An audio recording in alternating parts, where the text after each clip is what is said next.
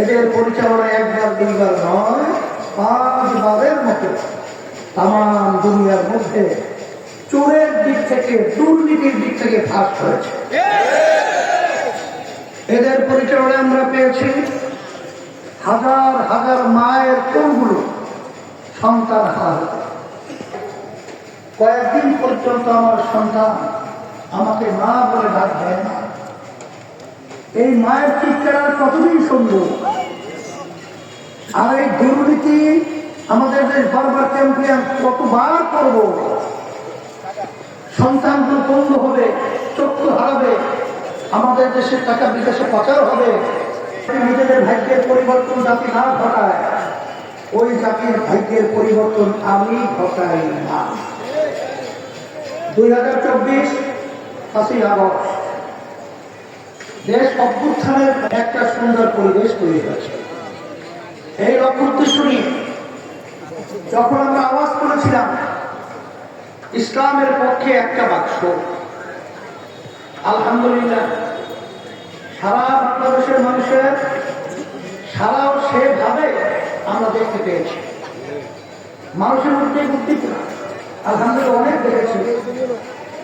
মানুষ পরিবর্তনের একটা চিন্তা নিয়ে যখন তার আওয়াজ করেছিল, তখন এক শ্রেণীর আবার ক্ষমতাভোগীরা স্বার্থান্বেষী ভাব এই ইসলামের পক্ষে বাক্সের পরিবর্তে তারা আবার ঘোষণা করলো ইসলামের নীতি আবার অনুযায়ী দেশ চালাবে না, দেশ চালাবে প্রচলিত আইন এবং নীতি আদর্শের মাধ্যমে।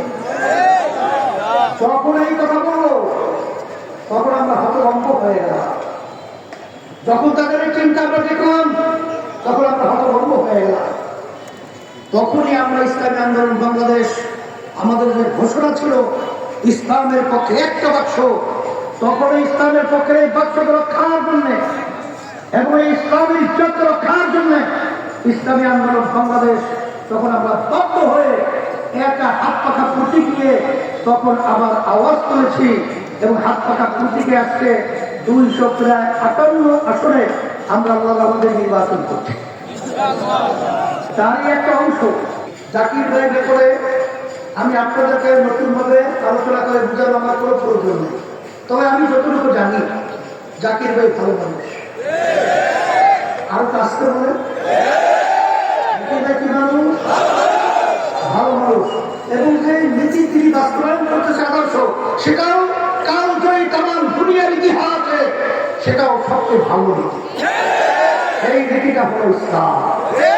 যার কারণে আমি বলবো, যারা ইসলামকে ভালোবাসেন, যারা দেশকে ভালোবাসেন, যারা মানুষকে ভালোবাসেন, আমি সেই আমার ভাইদেরকে বলবো, পর্দার মা বোনদেরকে বলবো, আমরা 54 বছর পর্যন্ত অনেক শাসকের শাসন লিখেছি, তারা আবার নতুন ভাবে এক কথায় আমি অনেক সময় বলে থাকি, নতুন শাড়িতে ঘুমটাওয়ালা যখন আমরা উঠাই দেখি আবার পুরান মুখ। এই পুরান মুখের মাধ্যমে আমাদের দেশে আবার নতুন শান্তি আশা করাটা সম্পূর্ণ একটা বোকামি। এই জন্য আমি লক্ষ্য করে একা সময় এবং সারা দেশে আমার ভাইদেরকে মা বোনদেরকে বলবো, আসেন, যারা ইসলামকে ভালোবাসেন, যারা দেশকে ভালোবাসেন, যারা মানুষকে ভালোবাসেন, সম্মানিত ওলামায়ে-কেরামদেরকে বলবো, আমার কৃষক ভাইদেরকে বলবো, আমার যুবক ভাইদেরকে বলবো, আমার মুরব্বীদেরকে বলবো, আমার পর্দারের সম্মানিত মা বোনদেরকে বলবো, আসেন, আমরা যদি আজকে ইসলামের পক্ষে, হাত পাকা প্রতীকের পক্ষে, যদি ন্যায়ের পক্ষে, যদি আমরা ভোট দিয়ে, যদি আমার জাকির হোসেন ভাই সহ বাংলাদেশের সমস্ত হাত পাকা প্রতীকের প্রার্থীদেরকে আমরা বিজয় করতে পারি, তাহলে আমরা